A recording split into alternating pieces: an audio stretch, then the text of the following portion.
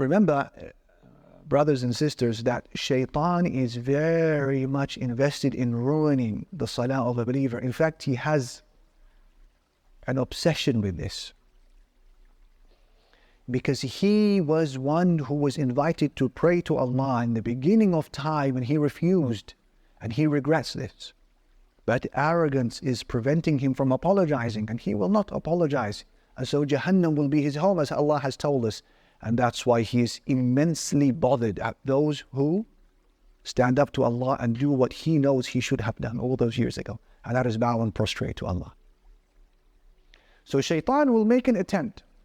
His first line of attack on you and I is to convince us that there is no need to pray. Salah is futile. So you know many people from your family perhaps, or your friends, may Allah protect them and guide us all, who don't pray. Shaitan has successfully convinced them that Salah is futile. There's no need for it.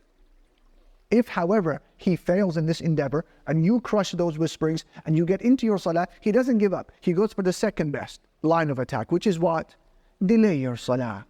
And that is why a lot of people, they don't remember the last time they prayed Fajr when it was still dark outside.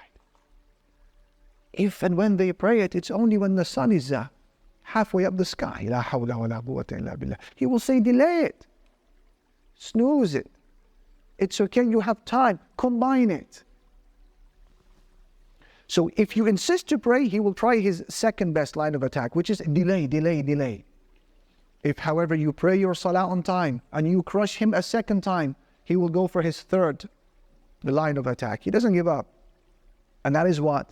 Al-waswasa, to whisper. He will stand next to you and he will remind you of things that you had completely forgotten about. And you will find that your mind has become such a problem-solving brain in Salah, and you're now discussing, remembering solutions to problems that have passed a long time ago, and you start recalling things that you had completely forgotten about. That is shaitan. If he cannot stop you from praying, he will minimally detract from the reward by distracting you. And that is why Imam Ibn al-Qayyim rahimahullah, he said in his book Talbis to Iblis, he said,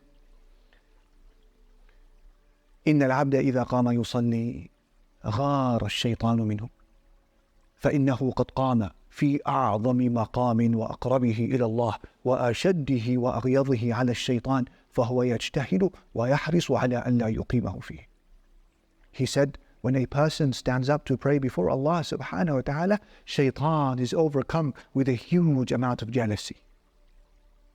Because you, Ibn al-Qayyim, he said, you have just now stood in the greatest of all stations before Allah and the nearest that you can be before Him. And it is the station that causes shaitan most pain and most anger. And so he endeavors to ruin that standing before yourself, before Allah subhanahu wa ta'ala. And so he endeavors to ruin your standing before Allah subhanahu wa ta'ala. It bothers him. It reminds him of a traumatic past. It reminds him of his fate and future. It reminds him of his arrogance. And so it bothers him to see you in Salah. This is the most transformational act that a Muslim can do in his life, to say Allahu Akbar and stand in Salah. And so jealousy overcomes him and he begins to try to remind you of things throughout the day to detract from your reward. And so you are to remember, my brother, my sister, that when you are now beginning your Salah, imagine that your wage for that Salah, figuratively speaking, has been placed in front of you. Your full wage is right there on the table. And you need to hold on for just 10 minutes or so during your Salah. And if you manage to pray a Salah with khushu', attentiveness and humility, you will pocket every penny of that wage. But be careful. You need to be on guard. You need to be vigilant, because there is a thief. Every time you get caught slipping, you get caught nodding off, you get caught looking around with your eyes or with your heart, shaitan has stolen some of that wage. And that is why by the time you finish your Salah, some people will pocket the full wage, some people will pocket only half the wage, some people will come back with a third, a quarter, and some people will go with no reward of the Salah. And that is why when Aisha radiallahu anha, she asked the Prophet sallallahu alayhi wasallam about al-iltifat, looking around in Salah, what did he say? هو اختلاس يختلسه الشيطان من صلاة العبد. Looking around in Salah is theft, which shaitan steals from a person's Salah. It is a thieving of shaitan. So where is your heart and where are your eyes and where is your focus on salah? That's why you begin your salah with A'udhu billahi minash shaitanir rajim. Ya Rabbi, help me. Ya Rabbi, assist me. How many of us have walked away from our salah while shaitan, he is now walking away in a state of hysterical laughter because he knows what he has done to our salah. And that's the difference between praying with khushu' and praying without khushu'. I give you a benchmark. I give you a litmus test. A person who prays without khushu', he remembers in his or her salah the things that they had forgotten about before the salah. Whereas the one who prays with khushu', by the time they finish their prayer, they had forgotten about what they were doing before they started the salah. Allahu Akbar.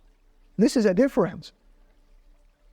And that is why Ibn al-Qayyim, he speaks about those who are affected so much with the whispering of shaitan and they don't fight him off and they don't think about A'udhu billahi minash shaitanir rajim. I seek refuge in Allah from shaitan. Ibn al-Qayyim, he said, فَيَنْصَرِفُ مِنْ صَلَاتِهِ مِثْلَ مَا دَخَلَ فِيهَا بِذُنُوبِهِ وَخَطَايَاهُ وَأَثْقَالِهِ لَمْ تَخِفَّ عَنْهُ بِالصَّلَاةِ.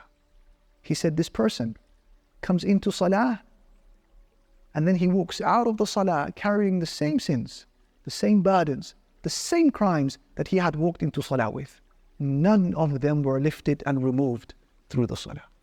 He said, the people who benefit from salah, the people who have their sins erased, the people who have the lifting of their burdens are ones who pray salah with khushu'. They carry out its right and they offer Allah Almighty an attentive heart. These are the people who experience a khiffah, a lightness during their salah, and they experience the lifting of a burden when they finish their prayer. He said, till people will hope or till people will wish that they had not departed from their salah. Have you experienced that before? May Allah subhanahu wa ta'ala allow us to experience the essence of salah. This is why you begin your salah with A'udhu billahi minash shaitanir rajim. You're saying, Ya Rabbi, I can't do this on my own. Control him for me, O Allah. I can't. Assist me. Keep him at bay. And that's what you do. When there is someone that you can't handle for whatever deficiency or weakness you have, you go to the owner. You go to the very top. You say, please restrain them. I can't take them out myself. And this is the analogy given by Imam Ibn al-Jawzi in his book Talbisu Iblis. He said that one of our pious predecessors said to his student, ما تصنع بالشيطان إذا سول لك الخطايا. What will you do in a situation where shaitan has beautified for you sins? You can't stop sinning. Whether it's things you're looking at, or listening, touching, inhaling, smoking, buying, selling, whatever it may be.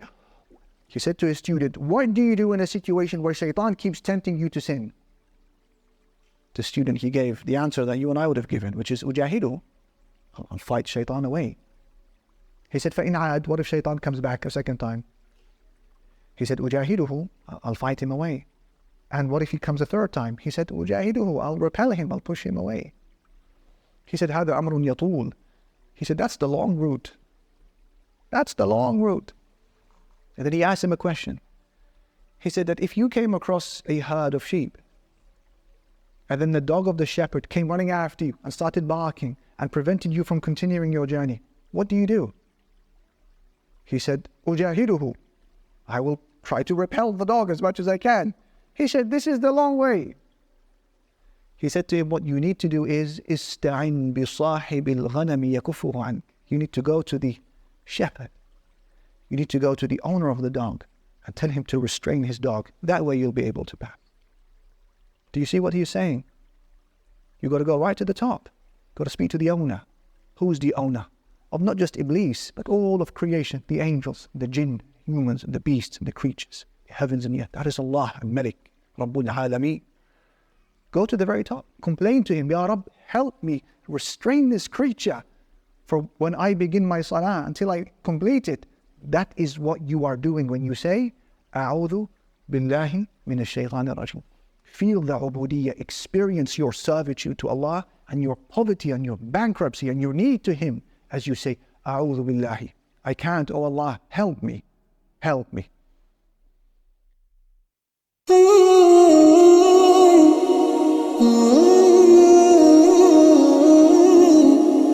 Ooh.